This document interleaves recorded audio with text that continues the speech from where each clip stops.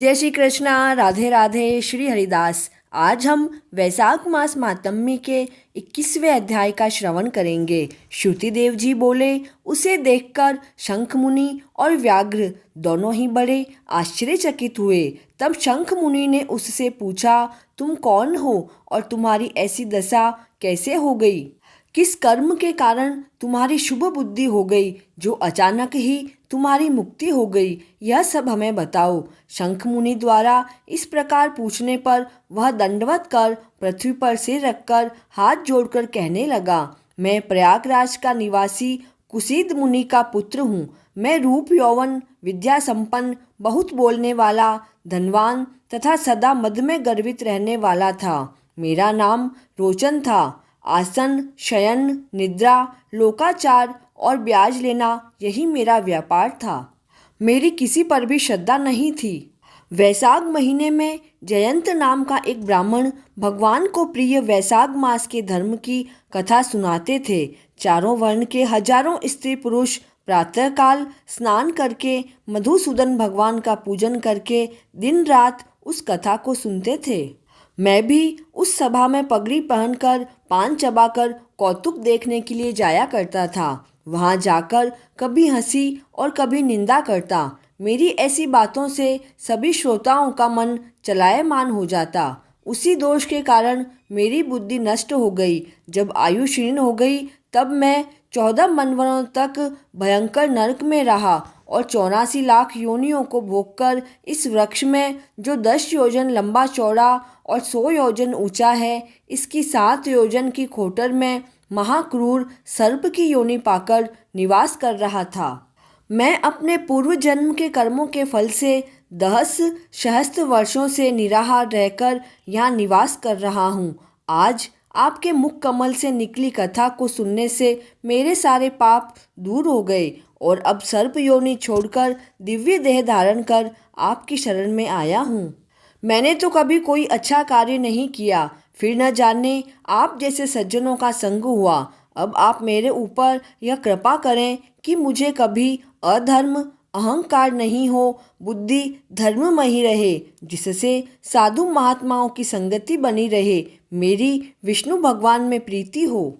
इस प्रकार वह अनेकों प्रकार से स्तुति कर हाथ जोड़ सिर झुकाकर मुनीश्वर के आगे चुपचाप खड़ा रहा। तब शंख मुनि ने प्रेम में भरकर उसे दोनों हाथों से उठा लिया और उस पर कृपा करके इस प्रकार वृत्तांत कहने लगे, हे द्विज, वैशाख मास और विष्णु भगवान का माहात्म्य श्रवण करने से तुम्हारे सारे पाप नष्ट हो गए। तुम क्रम से अतिवाहक लोकों को जाकर फिर दर्शान देश में ब्राह्मण के घर जन्म लोगे और वेद शर्मा नाम से प्रसिद्ध होकर सब विद्याओं में विशारद बनोगे। प्रत्येक जन्म में तुम्हारी जाति स्मृति बनी रहेगी। गुरु भक्त और जितेंद्रिय होकर उस जन्म में तुम सदैव विष्णु भगवान की कथा में तत्पर रहोगे और वैशाख धर्म के विषय के धर्म करोगे। फिर सिद्धि प्राप्त कर तथा संपूर्ण बंधनों से छूटकर परम धाम को प्राप्त होगे।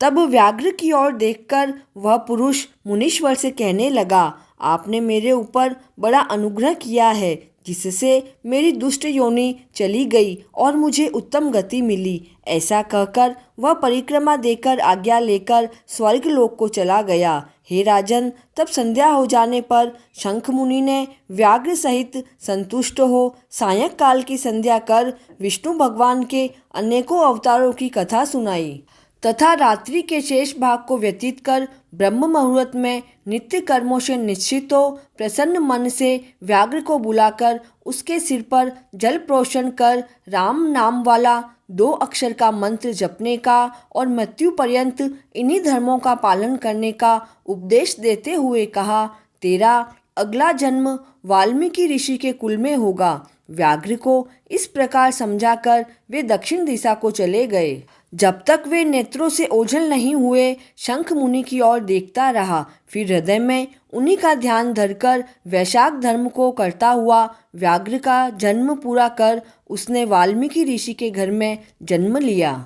उसी वन में कुणु नाम के कोई मुनि तप करते थे, जिनके शरीर पर बहुत काल में सर्प की बामी जम गई थी। इसी हेतु लोग उन्हें वाल्मीकि ऋषि कहने लगे।